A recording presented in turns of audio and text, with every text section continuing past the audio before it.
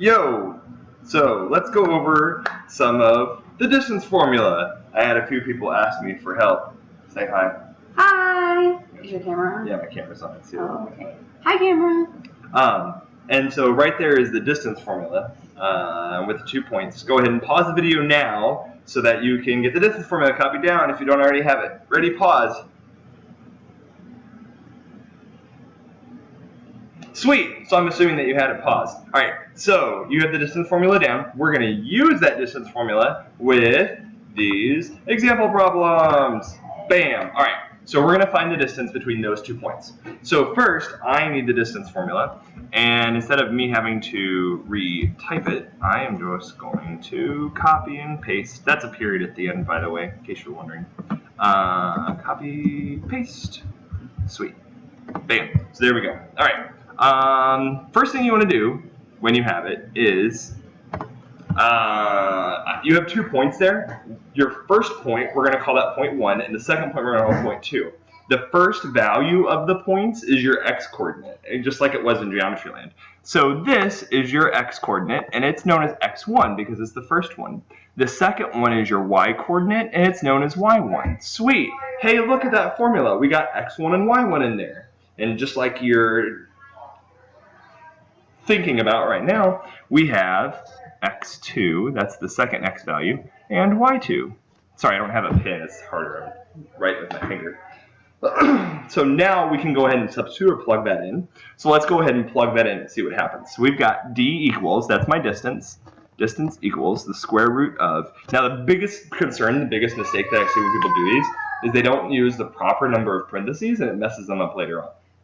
Make sure you have the parentheses of the actual problem and you have parentheses whenever you plug in a number. So we have x2 minus x1, so I have big set of parentheses, smaller set. x2 is 4 minus my x1, which is -7, and all of that is squared, plus, and then I have y2. y2 is 3 minus y1, which is 5, and all of that is squared. And I did not make my square root thing long enough. There we go. Hey, we set up the problem. That's the hardest, I think, is setting up the problem, making sure you have the proper number of parentheses. Now we can go ahead and simplify.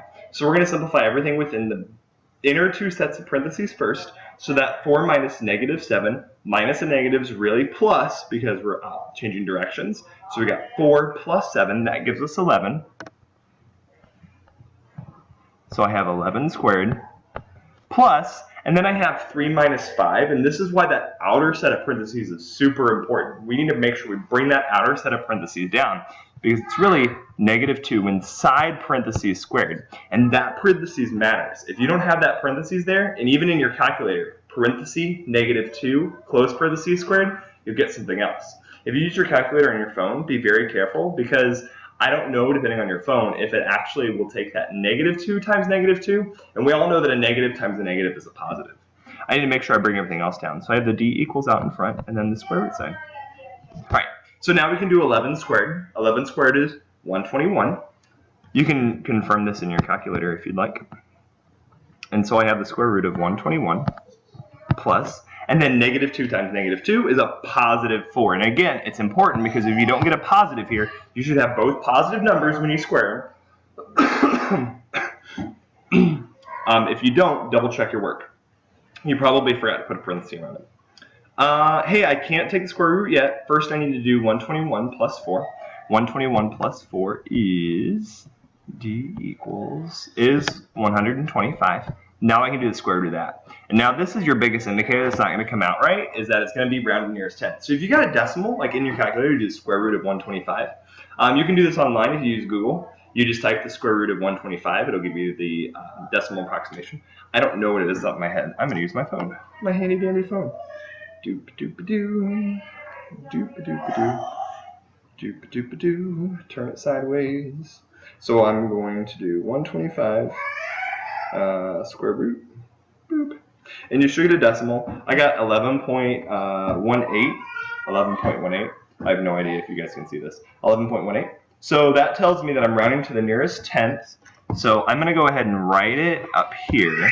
11.18. That'll help me round because I need to know what that number is. Since that's a 5, 6, 7, 8, or a 9, I round up. So that 1 right next to it becomes a 2. So my final answer is D equals 11.2. There we go. So hopefully that was good to go. Hopefully that was all awesome. I just got a notification. I have no idea if it went over my face or not. If it did, sorry.